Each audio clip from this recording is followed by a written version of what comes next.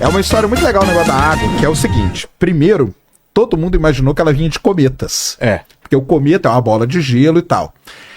Em 86, quando o Halley passou perto da Terra, foi um momento muito especial e o pessoal mandou uma sonda. Aliás, a Agência Espacial Europeia, a sonda chamada Giotto. Sabe por que ela chama Giotto? Porque dizem... Sabe o quadro dos Três Reis Magos? Sim. Quando eles foram visitar o nascimento do Cristo, Jesus, ali tem um cometa, ali em cima do quadro. Sim. Dizem que aquele é o cometa Halley.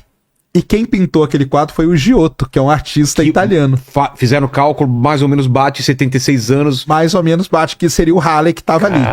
E aí deram o nome pra sonda de Giotto. Olha que doideira, cara. A coisa legal, né? Mas aí acontece, quando essa sonda passou perto do Halley, ela descobriu que tinha água, e aí tem um ponto muito importante, que a água era parecida com a água da Terra.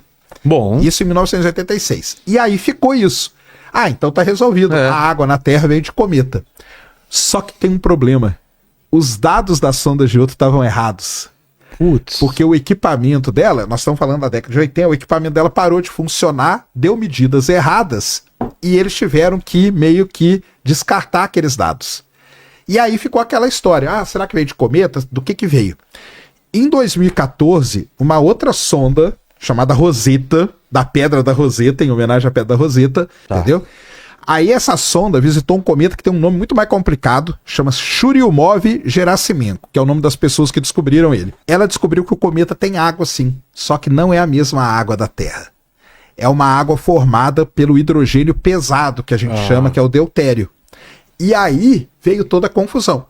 Então não pode ser a água que está aqui, não é a mesma água do cometa. Aí foram estudar alguns asteroides, alguns tipos de asteroides, e descobrimos que a água dos asteroides, ela tem uma composição parecida com a água da Terra, o H2O mesmo. Só que aí tem um problema. Não tem tanto asteroide para ter tanta água como tem na Terra. Água para valer aqui. Aí tem uma outra hipótese, que a Terra ela pode ter nascido molhada, que a gente diz. Sim. Por quê? Nós descobrimos partículas de poeira pré-solar, pré a formação do Sol, e essas partículas têm água. Tem água nela. E aí, o pessoal hoje... Qual que é a ideia que se tem hoje? Que um pouco da água veio de asteroide, um pouco sim pode ter vindo de cometa, e um pouco pode ter sido a Terra que nasceu molhada. Perfeito. Então hoje a gente tem a ideia da origem da água na Terra. E a origem da vida é outra coisa que a gente não sabe direito. Mas o que a gente chama de blocos fundamentais, que são lá os hidrocarbonetos, os elementos químicos e tudo, essa sonda Rosetta descobriu que os cometas são ricos nesses elementos. Então o que pode ter acontecido lá no início da Terra? Estava a Terra se formando, sofreu um grande bombardeamento desses objetos e esses elementos chegaram aqui. Hoje, os grandes objetos já se chocaram, já bateram, já desapareceram. É só olhar para a Lua, porque quando você olha para a Lua... toda esburacada. Toda esburacada, porque lá não tem temperismo, não teve vida para apagar esse registro.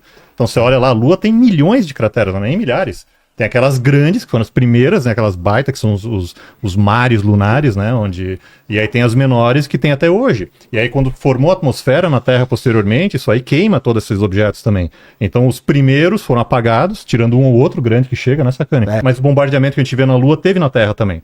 Por isso que a galera fica assim, não, mas é impossível que a vida, que os BBLs, que são os Building Blocks of Life, né, tenham vindo do espaço. É impossível que a água tenha vindo do espaço. Quando é que estão esses meteoritos, né, o pessoal fala, né, onde que está esse registro, né? Já foi. O pessoal esquece que a Terra é um planeta vivo, né? Então a gente tem placa tectônica que está sendo destruída, se formando, tem temperismo, tem um monte de coisa que vai apagando, alguns ficam.